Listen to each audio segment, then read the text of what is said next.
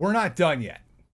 We got right up to $80, but this isn't over because games aren't actually charging $60 or $70 or even $80 for the full experience.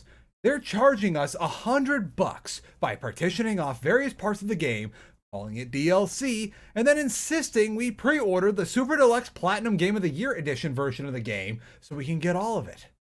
So we have $20 to go for INDIEWEEN. Welcome back, Buns and Ghouls, for one last time this year to INDIEWEEN. I may as well tell you the score about what drove me to push myself to the absolute limit by effectively doubling the amount of INDIEWEEN videos I do in a year. The Outer Worlds 2.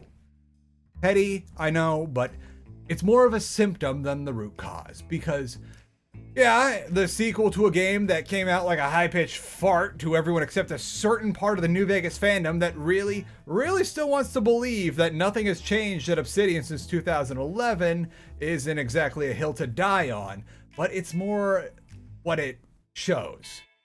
The Outer Worlds 2 did two things worth noting. For one, it got a lot of people that didn't quite read the headlines right excited there was going to be an Outer Wilds 2, and it also insisted that it was going to be an $80 video game before the DLCs came out. And only the most super special gamers who shelled out an extra $20 for the game and the DLC would get to play it early. And they would get all the half-hearted snark about capitalism coming from a cushy office tower and one of the most bourgeois cities in this country, as bankrolled and published by the ever-growing tech monolith that is the megacorp of today. I guess there's layers of irony to that. I guess there's a different kind of humor, but that's what you're paying for. Now, some of you already know where I'm going with this, but I'll say it out loud anyway because it needs to be said. People got mad on all the websites that people usually get mad about things on and actively pressured Obsidian to lower the price. And they capitulated. Except they didn't. While the game's MSRP was lowered from $80 down to $70, the premium edition stayed at exactly the same price of $100, which proves two things. One, people on social media are quick to outrage but quicker to be distracted or placated even if no meaningful remedy is given. And two, the price of the game hasn't changed, but effectively proves the actual price was always $100 all along if you want the whole game. Say what you will about Augment Your Pre-Order, but at least they tried to gamify ripping us off and make it a little more fun for us. Oh yeah, and Eidos and Squeenix actually backed down from that one. So by the look of things, we are $20 short, and good thing I have just the game to get us there. Say hello to Bloodthief. If Brush Burial was giving Garrett from Thief a case of Red Bull and the Space Lube from Space Station 13, Bloodthief is dumping a bunch of chemicals on him and having him get struck by lightning. Welcome to the Speed Force, Garrett. You are fast. Stealth does not matter when you move like you do, because anyone that perceives you is dead in the next instant. There will be secrets, there will be wall jumping, there will be sliding around on the ground so fast to launch yourself into the clouds and across the skyline, and then dash attacking your way across that skyline. Check your monitor's refresh rate and get an ice pack ready for your hands. We're going in. Bloodthief is neither blood nor thief. The game initially presents as a platformer where sometimes you'll need to learn how to use speed to get through certain obstacles. Don't pay attention to that little speed value in the top left just yet. That comes in due time. We gotta learn the rules of the game first. Bloodthief has a blood-o-meter that lets him perform various actions that make him go fast or able to traverse large gaps. Sometimes the former is the best way to do the latter. Blood is acquired through murder, and lucky for you, there are very few enemies that won't go down in one hit. Most of them go down by just sliding through them if you've got the speed. Your bread and butter abilities are wall jumping, sliding around on the floor like a small child who's just discovered the friction-reducing effects of socks on a linoleum kitchen floor, and a mid-air dash that makes what you could do as Fennel in Brush Burial look like they're merely popping out of a bush a la Assassin's Creed. You can just dash attack people from all the way downtown in Bloodthief. As long as you've got a bead on someone mid-air and enough blood, they are dead. It's basically the telefrag ability from I Divine Cybermancy, and I love it. There's other abilities that you'll be using, such as the occasional pickup hand crossbow, which, look, I know earlier in the year, I was questioning the draw strength of Corbo's crossbow in Dishonored, but I am just going to go with it for this one. Okay, makes perfect sense. Keep going. There is also parrying. Look, I'm not the hugest fan of parrying, in part because I am a decrepit old man in my early 30s who no longer has the cracked out reflexes that I used to play Counter-Strike and pre-Modern Warfare Call of Duty with, which kids now use to play Fortnite and whatever's going on with Call of Duty these days. And maybe that makes my opinion that constantly prompting the player to skill shot or parry is a cheap way to inflate the action of a gameplay loop, sheer cope. Or maybe there's some truth there. Lucky for me, it doesn't matter though, because parrying in this game isn't just pounding caffeine and breaking your mouse. The archers that you need to occasionally parry are more of a situational thing. The parry is ironically one of the only features that has a cooldown, and parrying is best used for baiting out enemies that you don't have enough blood or momentum to fly across the room and instantaneously kill, so you parry. Heck, that's what you're supposed to do for a lot of the archer sequences, because as long as you're mostly topped off on blood, which yeah, blood is also your HP pool too, any damage and blood drain you get by taking a flying arrow will be negated by just dashing into someone and annihilating the archer shooting at you from 100 yards out. Parrying is what you do when you're out of blood, not when you're actively moving fast. There's also the blood smash attack, which is quick and dirty AoE and probably a whole bunch of other stuff I either forgot about or never got good enough to consistently do. If there's one through line for all these major abilities, it's momentum. Slide attacks, air dashes, wall kicks, even parrying are all things that can help you manage to get even more speed, and in turn, are made more effective by speed. There's one area in one of the earlier levels that's basically a teacher for how to build up your speed and what does and does not get you more of it. Like how trying to slide through this little guy here in the Dude Crusher will slow you down just enough to also be a dude trapped in the Dude Crusher. However, if you slide around him or set up a line where you can safely air dash through the little hallway of death without bonking into the spikes, you'll get through just fine. Momentum is the difference between clenching your way through a chain of air dashes and just going wee and only needing to bop one or two archers in the whole chain just to change direction. Momentum means that sometimes with the right loadout, you can skip entire segments of a level with just a wall jump or two, or if you've got the right gear and plenty of blood stored up, you can just bounce against lava for an insane boost like this was a Mario 64 speedrun. Frankly, once you get enough speed, there is very little you can't do. But once you build up some serious speed, you'll need to be careful, as the same things that can build your speed can also take it away and make for some very awkward run-ending bonks. Oh yeah, and there's like other stuff in this game. Firstly, there's getting medals from completing levels faster, but we'll talk about that more after the cooking segment. Secondly, there's secrets to be hunted. I found a few, but not nearly as many as others have, as I've just been so busy trying to hone my skill set, which frankly I have no regrets about, because grinding some levels until I was really good at the base mechanics really set myself up for success later on in Act 2. Secrets are things like objects and trinkets that will eventually be combined into other equipable items. Items are a big part in Bloodthief, even if the bulk of what you're doing is skill-based, because not to state the obvious, but items can give you a bit of wiggle room in those skills and be a literal game changer. I kept the stone sword for a lot longer than I probably should have because it was absolutely clutch for learning, as having one free bonk and keeping going is great for figuring things out, like when you're mapping out lines. I don't know the right speedrun terminology. There's a lot of stuff I simply haven't found yet, as I see clips of people with weapons I don't even know how to start looking for, doing absolutely nutty things with those weapons. I'm still very much in the stage where I'm exploring the later, more open-ended levels, not so much out of a drive to find all the secrets and get new gear that could potentially get me faster times, but more for figuring out the lines for each level and how best to run them so that I can eventually get decent time and rack up more medals, but for now let's just unlock as many as we can. Levels, that is. Now let's get to that cooking segment so I can explain this all.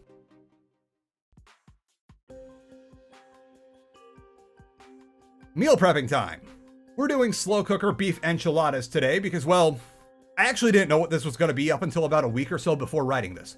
I was still scrambling for something to use the slow cooker for after the beef thing I made during the first INDIEWEEN cook went so poorly, and I was just trying a bunch of things.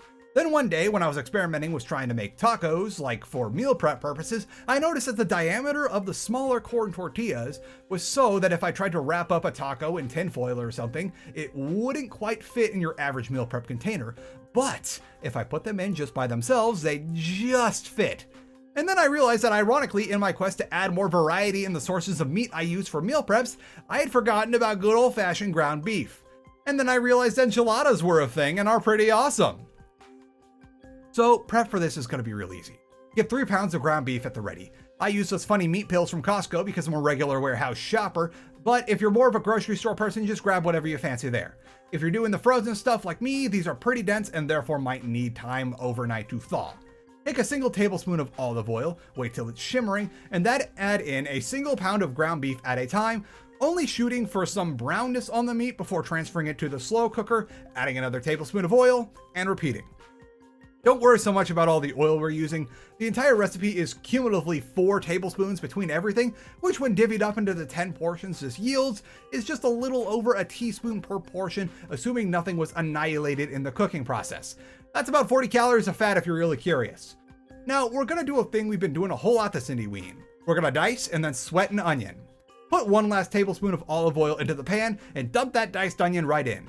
Let it go for long enough that any fond that was in your saucepan for the beef starts to loosen up, and then once the onion is good, smelly, and translucent, we're gonna take 2 12-ounce cans of diced tomatoes and dump them into the pan, juices and all. Now we're gonna add in heaping tablespoons each of paprika, chili powder, oregano, and garlic powder, and maybe some dried parsley. Or, if you don't have big old containers of spices on hand like I do, you can just dump 2 or 3 packets of taco seasoning off the shelf in there, and I won't judge you, but I can't make any promises about the comments section. If you want to make these spicy, add a teaspoon or 2 of cayenne pepper or red pepper flakes into the mix. Stir this for a couple minutes to get everything incorporated, and then you guessed it, dump it all into the slow cooker with the beef. Now stir that a bit on the inside of the slow cooker to get it all together, put the lid on, and set it to low for 6 hours. Now would be a good time to go and do other stuff while that cooks, or maybe come back to the other parts of this recipe closer to when the crock pot's gonna be done. There isn't a whole lot else to this recipe aside from garnish and topping, which is basically cheese, enchilada sauce, cilantro, and crema. Frankly, all of these are optional, but it'd be really weird to make enchiladas without enchilada sauce. Only one of those things needs any serious prep too. Grate all the cheese you wanna and then set it aside for later. Wash and chop off your cilantro and set that aside too. For the crema, I like to make it by going 1 part sour cream to 2 parts buttermilk, and then adding a couple ounces of lime juice and grating some lime zest in there too. If I've got it handy, that is. Whisk everything until incorporated and then pour it into a squeeze bottle for portioning out later. As for the enchilada sauce, you're gonna need 2 of those large cans, which all you really gotta do is get it out of the can into like a saucepan and start heating it up. Speaking of, once the timer goes off on the slow cooker, turn the heat all the way off and partially uncover to let some excess heat escape and let that rest for 20 to 30 minutes. Don't worry, based on the thickness of the stoneware in a typical slow cooker and the sheer mass of the stuff we've got in there, it's highly unlikely to get into the temperate danger zone, but it's always good to check temps periodically. Really, you just don't want to be handling the stuff while it's still bubbling hot. Now, by some stroke of luck, the amount of yield we have here from 3 pounds of ground beef, 1 large onion, and 2 cans of tomatoes, plus the spices and other such things, is just enough to put 2 ounces of meat into each enchilada, with 4 enchiladas per portion and 10 portions total. I didn't even plan for that, it just worked out.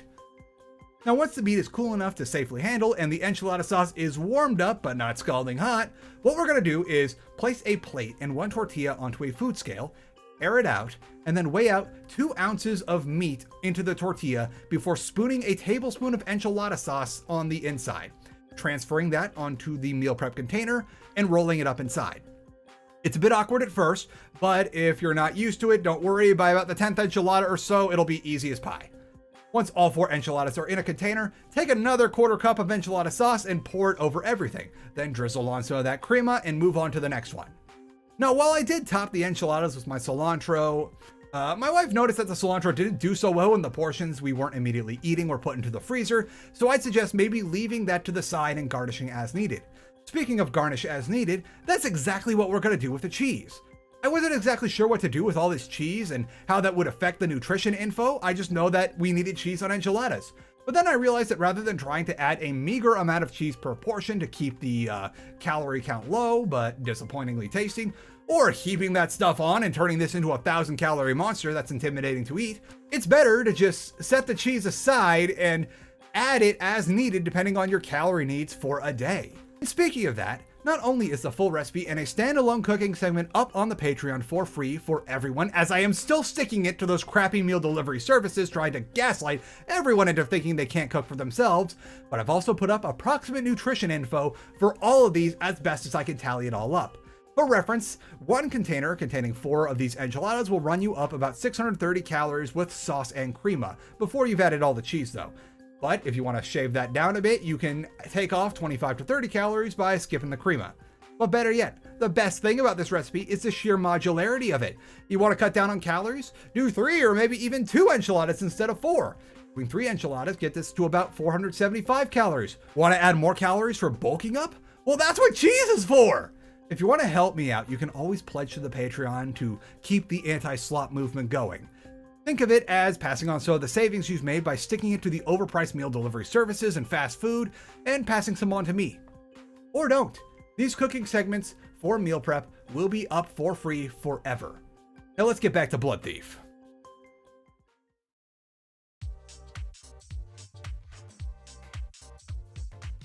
So something you're probably going to hit a wall on is that you'll be fumbling your way through the first set of levels, learning the mechanics as you go, and having to repeatedly die and respawn at checkpoints until you can scramble to the very end of each level to be alerted you've gotten the dung medal, and that you are allowed to scramble to the next level and do it all again. Until you can't. Before you get to the final level of Act 1, you will need a certain total of points through leveling up and through getting medals by getting good completion times on said levels. This is probably for the better, because even if it is essentially telling you go and grind some levels before we let you advance, you're going to need to do that if you want a snowball's chance in hell at getting through later levels in this game. It's not just grinding for medals, it's getting you ready to survive the trickier stuff in Acts 2 and 3. Heck, if you look at some of the Steam reviews for this game, and while it took me 2 hours and change to get halfway through the second act, people are close to 20 hours in and not nearly done with the third. This is a game where you need to get good if you want to get to the end. Something that might help you is finding these eye things. They're not like parts of secrets that get you new items. They're something else. Once you grab them, you plop them into any of those little statues at the start of a level, and it'll let you race against your ghost. Put another in, and it'll let you race against the best times on the leaderboard. Once you're even considered good enough to see those, because you need to get the top level just to know what they are. Top medal, you know what I'm talking about here. That takes a lot of practice.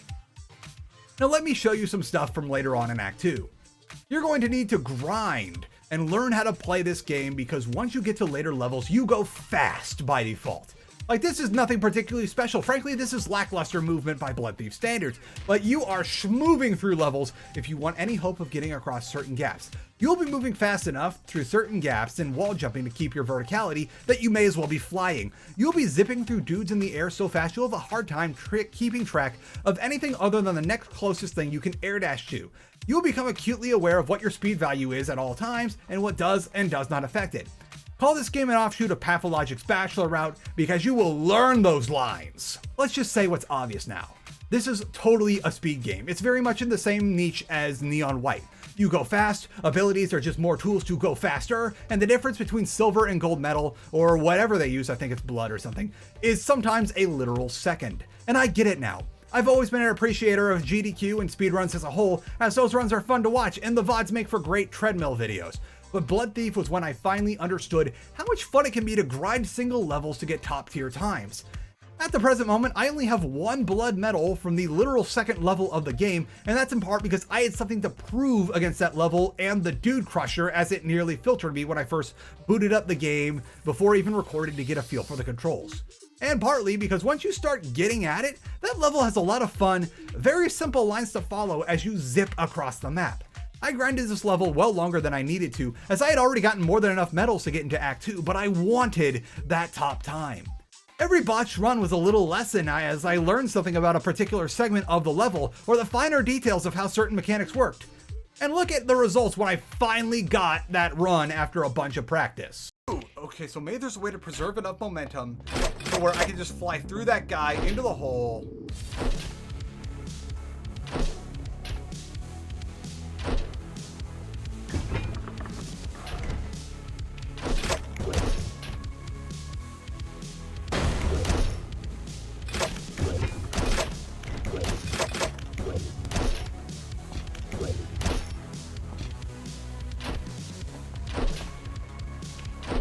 Swear to fucking God, if I get hit by the wind. Fuck you! I did it! Not even in the top 1,000.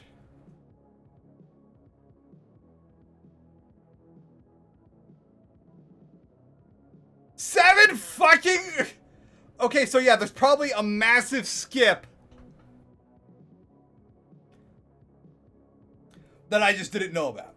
Not only was this awesome, but stuff like this set me up to breeze through the rest of the levels in Act 2 and really appreciate the art of going fast. I don't think we're gonna see Bloodthief at AGDQ this year since it just came out right as submissions were closing, but I'm really hoping for an SGDQ 2026 showing at the very least.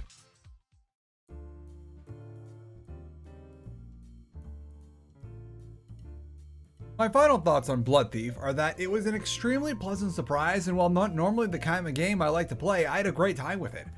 This is developer Blargus's labor of love, and every last level I've been able to get to is better than the one before it. It's got mechanics that are easy enough to pick up and leave a lot of room for mastery, and it successfully pulls off not just making speed a ton of fun, but also grinding split times a ton of fun too. It's worth every penny of the $19.99 it asked for.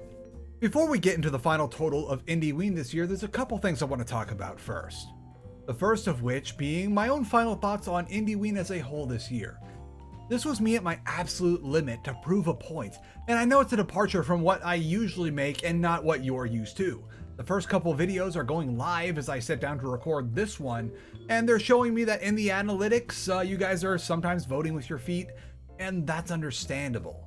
On top of getting my blood up about the absurd prices of mediocre games and wanting to prove my point about indies versus price bloat, as some of you know, I spend the first half of the year trying new video making techniques as I make videos to bank away for Halloween in July, and INDIEWEEN is when I put my feet to the fire to see how far I can go with these new techniques and see if they're worth keeping around.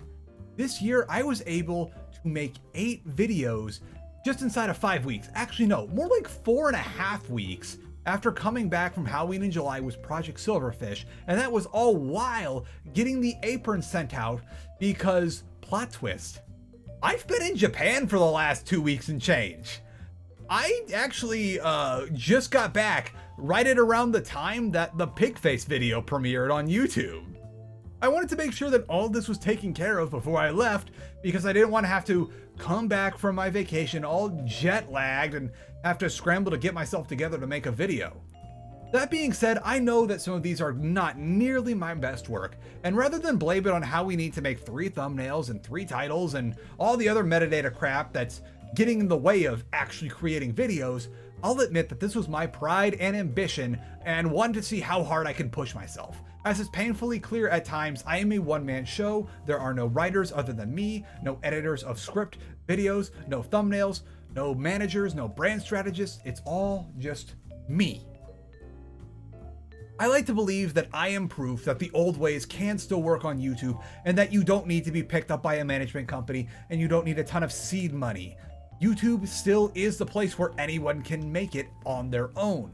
Sure, they don't make it nearly as easy as it used to be in the early days, like even predating my start on YouTube, but it is still possible. And in spite of all the corporations that are just posing as just some little guy in a bedroom that's actually like hired talent or whatever, an actual singular guy in their own room can still make it and still be the king of making videos out here. I'm not nearly the king, but it is possible to still do this yourself. I'll probably cut this down to only 4 videos next year like I usually do, or maybe try one big video like I did that one year when I was really pressed for time. I'm not sure yet, but let me know your thoughts on that. To wrap this up, I want to say that while I won't be so full of myself to say there's nothing more for me to learn, I will say that over these years doing this professionally, I think I've learned enough where I'm not going to be pushing as hard as I used to hone my skills in previous years, and instead starting to apply all the skills I am accumulating to making those bigger, longer videos that you guys actually like, and that paradoxically do a lot better on YouTube, in spite of YouTube telling me through their analytics page that they want me to pump out more videos like these did, which I can already see that's not going well. I'm hoping to get a lot more challenge videos out next year, and this year's still got 2 months left, and I've got a couple big ones coming out. I hope you'll like them. Actually, I'm glad that I just finished writing this one I did, which is right before the post-video stream where we finished Abiotic Factor, and I proofread this after that stream before recording, because that's what's up next while I get the ball rolling on the Fallout New Vegas, California compliance challenge run. I'm planning to get that one out right before season 2 of the show drops, and I'm hoping that by the end of November, I have Abiotic Factor for you. That's a tight schedule, but I know I can do it because I've put out the equivalent in lots of little videos much recently, and I can tell you, while a lot of big effort goes into big videos, it's easier than their equivalent in small videos because there's certain parts you have to do it again and again, where you only do once in a big video. Now finally, the second thing I want to talk about before we wrap up with the final title and the totals is there are a lot of honorable and maybe a not so honorable mention to be made. I do have a lot of alternates every year in the event that something turns out to be a complete dud, which unfortunately one game did. Let's do a little lightning round of all the honorable mentions before we go on to the final total for this year. Mouthwashing at a current MSRP of $12.99. It's mouthwashing. You already know about mouthwashing. And while it is a perfectly permissible game for the letter of my self-imposed rules for INDIEWEEN, I feel that it was a cop-out because of just how popular it is. Every convention I have been to, regardless of if it's got gaming stuff or not in it, has had people cosplaying as Pony Express delivery people. You already know about mouthwashing, and honestly, I have no idea what I would say about the game that would actually be contributing something unique, so I skipped it. Then we've got Last Report at $4.99, a cute, spooky little game where you play as a park ranger reporting stuff that just gets sketchier and sketchier. Honestly, kind of sad I didn't get to go into this one for INDIEWEEN, as it was the next alternate on the list in the event another game turned out to be a massive dud, but at $5 you can't go wrong. Then there's Hollow Body at $16.99, something on my radar since it came out, but got edged out by Heartworm as I wanted to try and cover more recent games this INDIEWEEN. It's a classic style survival horror with freaky monsters. What's not to like? And based on what I was able to do this year, I think it's more than plausible. I just realized that my colors were messed up because I took a break between filming segments, but it's more than possible for me next year to do stuff as it's coming out, because I also will have the benefit of not needing to make these in advance, I hope, so I can be much more agile for INDIEWEEN in the future. Then we've got Aneurysm 4 at $9.99, which is more of a multiplayer experience, but still dirt cheap. This one went on the shelf because I realized that with a multiplayer game, it might take a lot more hours than I reasonably had time to invest in the game to get a feel for it. This was on the roster for earlier iterations of the INDIEWEEN lineup, but then I found something a little more fitting. Then there's Order 13 at $8.99. This was on the list originally, and I hesitate to mention it because this is the dishonorable mention. It was a dud. It got removed from the list and replaced with Pigface after we played it on stream for hardly 2 hours before shelving it. It was a very interesting concept that ultimately fell apart as soon as we actually started playing it because of just how poorly the difficulty was scaled. Which is to say that so little thought was put into it that they just let you turn off the primary antagonist and the soft timer in the option menus to help you play it rather than bothering to put in the effort to balance the game between levels. Then we've got Open Sewer at $19.99. It was going to be in this video, but then I found Bloodthief. It came from the creators of Infra, a game that's been on my to-do list for a long time. It's a game where you manage an apartment building, which includes a lot of scavenging to survive and actually bothering to maintain your property, because that's the difference between everyone surviving and certain death. It's a little more time investment heavy though, so I subbed it out with a quick and intense Bloodthief. Then there's Bleakest Keep at $9.99. A nice little roguelite that recently released that I've been meaning to stream the demo of in the post-video streams. The only reason it didn't get selected this year was because it released pretty late into the production of these videos, so it got on the alternate list a little too late to have a reasonable chance to get subbed in if there was another dud. And finally, Off at $14.99, which I should say the re-release of Off. Off is something I played a lot of the original version way back in the day, and I didn't include it for the same reason as mouthwashing, but now that I say that out loud, I realize that Off was the older indie RPG that we all gushed over before Undertale, and Frisk's namesake turned 10 this year. Maybe that'll be a video for another day. Oh, and look at that! All the alternate games all total up to under $100 too! You can get yourself 2 INDIEWEENs! Okay, now let's talk about the final total for all the games we've showcased this month in videos. We started with Zero Protocol at $11.99. Then we had Brush Burial at the lowest price of the year at $6.99, followed by Heartworm and Tower of Kalamanvo at $14.99 each. After Tower of Kalamanvo, we had RPG Maker Gem Feldevek at $10.99, and then we did the anxiety simulator There's a Gun in the Office at $8.99. Awesome Shooter Pigface then came in at $9.99.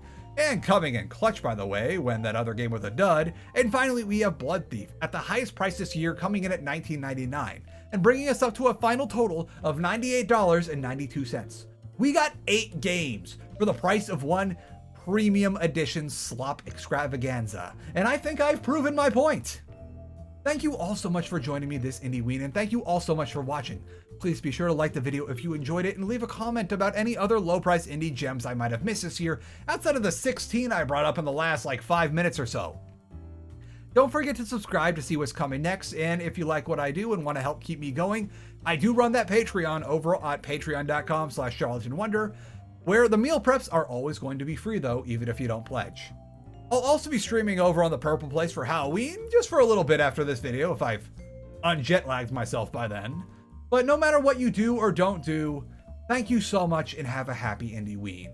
And remember, no matter what you do, be it drawing, painting, making dresses out of cloth, or sliding across the floor at freeway speeds, that what you do should never be called content, because it is art. Content is a word that in recent years has been twisted into meaning a means to grind up all your skills, passions, and aspirations into a gray sludge meant for nothing more than to make a line go up for someone else's benefit at your expense. Your art in no way deserves that, because art is sacred. Art is inalienably a reflection of its creator by the very act of its creation, and in no way do you deserve to be reduced to content. So get out there and fight for yourself by fighting for your art and against the contentification of everything. Stay saucy. Dude, what are you doing? What are you sniffing over there? There are no snacks. Look at this goofy boy sitting in his new favorite bed. We actually found a cardboard scratcher you like more than a box. Just sitting in it with your wobbles just hanging off the edge here.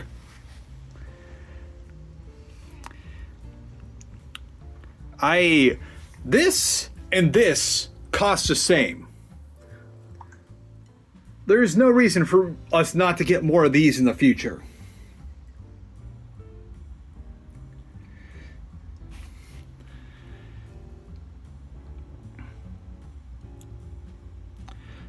Don't you think? We're just bed boys now? Bed for life? Snake toy?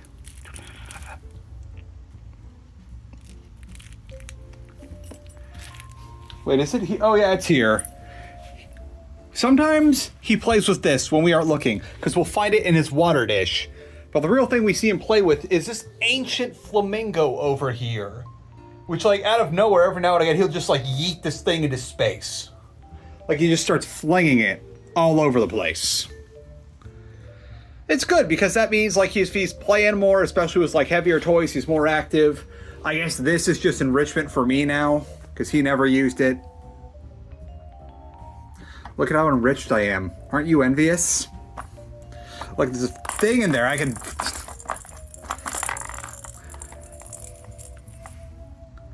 You just can't be bothered. At least you're not hanging off the edge as much anymore. Gotta work on that wobble proportionings.